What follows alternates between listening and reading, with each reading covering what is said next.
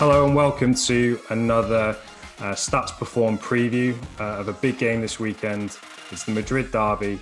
And with Atleti top of the league, with a 5-point gap to Barca and Real Madrid, you'd think that they'd be pretty comfortable and they'd be looking forward to maybe overturning what has not been the best record against their Madrid friends or rivals in recent years.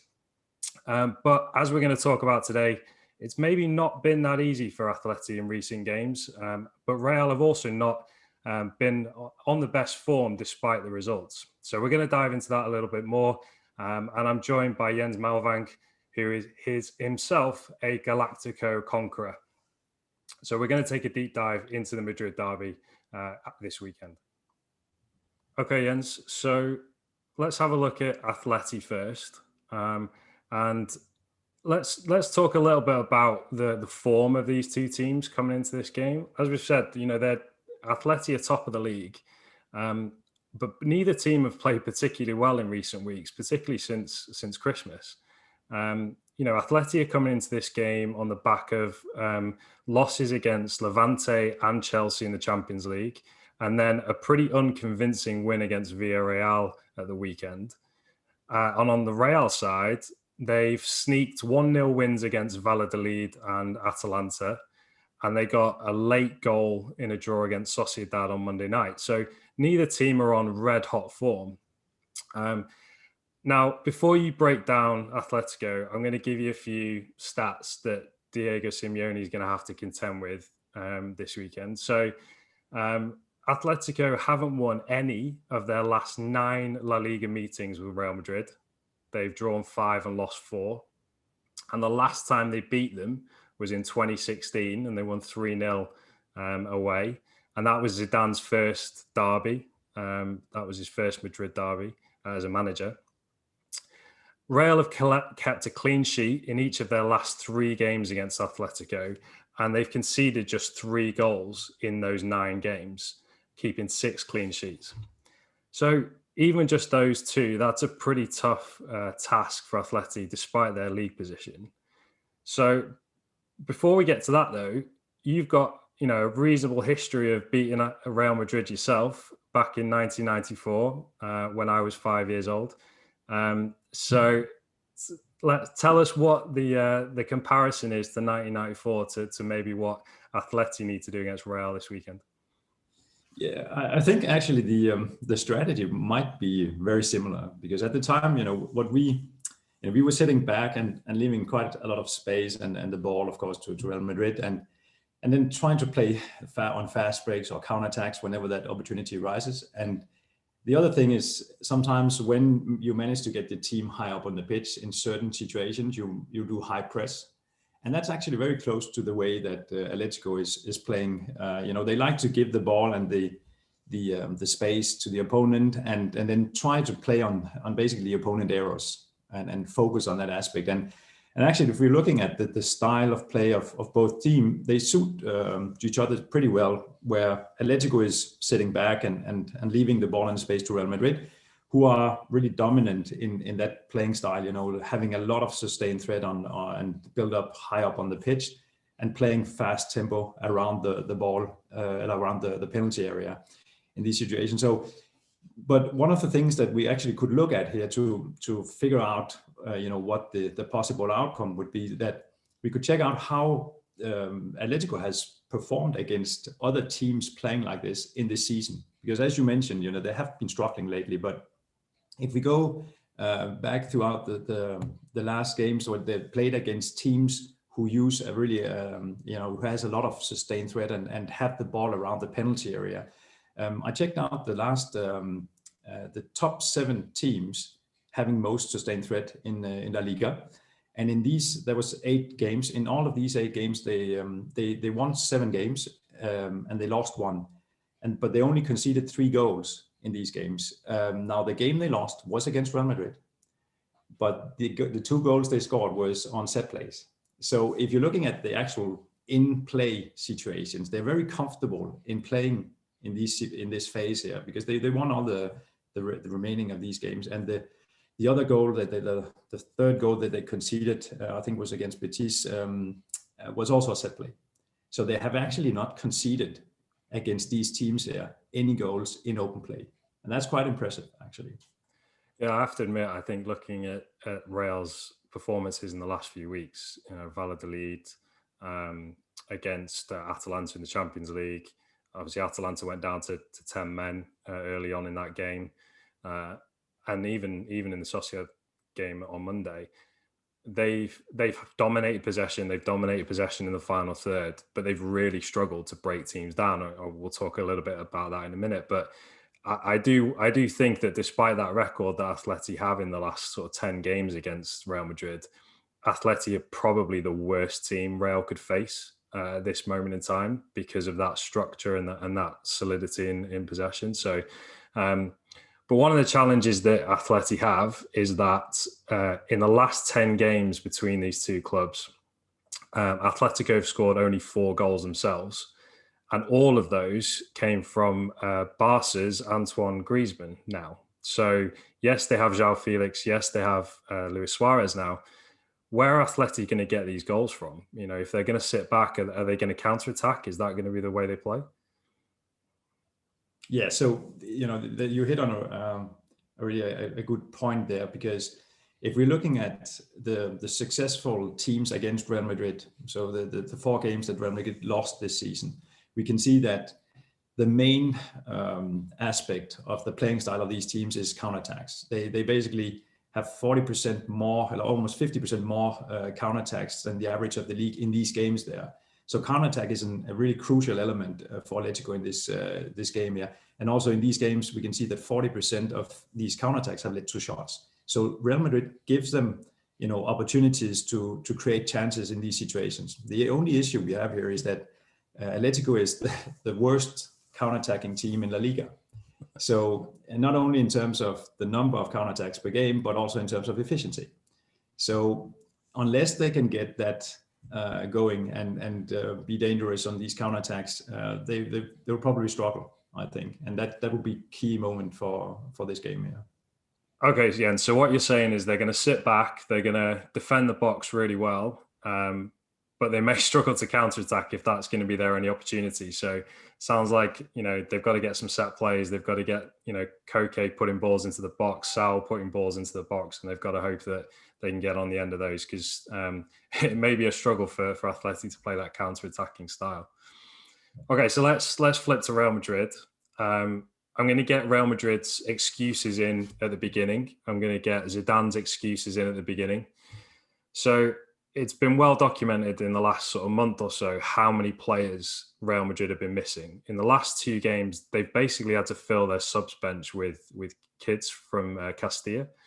And that's been a struggle for them. And if we look at this table here, you can see how many of their top players are players who've played significant minutes for them this season, and how many minutes they've played in the last 5 games. Only really Benzema, who got injured more recently, has played any kind of significant minutes in the last month. With players like Dani Carvajal, obviously Sergio Ramos hasn't played at all in the last 5 games. Hazard, we know his injury struggles this season. He's only played 380 minutes all year, and has only played an hour in the last 5 games. Now, it was a bit of a more positive story on Monday night. Marcelo and Odriozola returned to the bench, and Valverde and Rodrigo came on towards the end of the game. So they're getting players back. The news that we're hearing is that Benzema might be fit this weekend and may play. So that'll be a big positive. They've had to play Isco as a false 9, and then they played Mariano for an hour on Monday night. So they haven't had that kind of point of their attack in the last couple of games. So that's been a struggle for Real, and maybe that's contributing to the way they've played in the last few weeks and the way they've struggled. But some interesting stuff from the goal scoring front. If you look at Real this season, they've very rarely blown teams away. You look at previous years, they always have those games where they win 3-4, 5-0. There's only been maybe 1 or 2 of those this season. Most of the games they've won by either a 1 or sometimes 2 goal margin, which for a Real Madrid side is pretty unusual. And if we look at the comparison between their goals and their expected goals, they're identical. Real have scored 43 goals this season, and their expected goals is 43.04. So that's pretty unusual, to basically, now on the positive side, you could say they're being really efficient. They're just scoring at exactly the rate they should be. But for a side like Real Madrid, who actually are creating 4.5 shots per 90 on target, which is third in La Liga, they've only got a 12% conversion rate, which ranks them 9th in La Liga. So they're getting a lot of shots, but they're obviously not getting a lot of high quality shots, and they're not converting at a particularly high rate. So to say, back to your analysis of Atleti, if they're not going to get many chances, they're going to have to convert at a lot higher rate than 12%. Yeah, exactly. And you would expect them to be more efficient in these phases up front, as Real Madrid. But I think, looking at the way they play up in front of the goal, they need to maybe do some changes in their play, or some more variation, because they seem to be quite predictable in the way that they are playing in these sustained threat phases. Always they like to attack in the left side of the pitch, in the left offensive side, and the problem is that if the teams have spotted that, they can easily break that down and put people in that area, in this half space area, and just in front of the penalty area, to block that. And they will need to figure out a way that they can play around that. Yeah, definitely. And again, if we look at the last 5 games that they've played in La Liga this year, Real Madrid, that goal difference to expected goal difference is very low. They've had basically 1 or 2 goal differences in all their games, and their expected goals has essentially been around the goals they've scored. So they're not creating a huge amount of high quality chances. But I think that the key player for them that's really going to unlock things and really does dictate things, I think Toni Kroos doesn't get as much credit still as he deserves in this Real Madrid team. There's a lot of focus on the front three. There's a lot of focus on Modric, who is still doing incredible things. I think he's almost as old as you, right, Jens? And he's still doing it. So I think that the issue for Real Madrid is how much focus can they put on Toni Kroos, and we look at this pass map for Toni Kroos. One of the things we've noticed a lot in the last few weeks is he plays in that central area, but he plays these long diagonal balls over the top of fullbacks into those areas for those wide players or for the attacking Real Madrid fullbacks. And he likes to play those kind of dink balls over the top. Now, if we look at the stats for this season, he averages about 7 of these long passes in the opposition half per game, and he completes them at almost an 88% clip, which ranks him first in La Liga. So not only is this a really high quality pass that he can play, he's playing it consistently. He's constantly looking for that ball over the top. And I do wonder, in that Atletico shape, whether that's actually something that they're going to really be able to exploit, because in the last game, I think Atleti played 3 at the back. Generally, the fullbacks are quite high, so they're going to be able to play those balls over the top. And actually, Kroos is behind only Sergio Busquets in La Liga for the number of passes he makes in the opposition half as well, with almost 50 a game. So I think that's really going to be interesting to see how Kroos is able to dictate in that final third and create those chances. And a last one for how influential Kroos is. He's 3rd in La Liga behind Messi and Ousmane Dembele in the number of shot-ending sequences that he has per 90. It's, again, nearly 7 shot-ending sequences that he's involved in. So he's absolutely pivotal to this Real Madrid team. And he might be the key to unlocking that really tight defence that Atleti have. So I'd definitely be looking out for Toni Kroos this weekend, see whether he can be the key for Real Madrid. Yeah. So that's going to be interesting to see. And if Atletico can manage to do these fast breaks and get a chance through that, or these high press situations that they're also good at, close to the opponent goal. I think it's going to be probably as maybe an error in the Real Madrid side that they can play on. That's probably most likely the way that they would score the goal. And if they can get an early break, then the game would probably suit their style the best, and it's going to be difficult for Real Madrid, I think. Yeah, definitely. So with 14 games to go in La Liga, this could be a pivotal game for both teams. Atleti could really extend the gap at the top, or Real Madrid could really close them down and try and get really hot on the heels of their Madrid neighbours. And we've known in recent years when Atleti have had good sides, they've been in this position before and they've let it slip.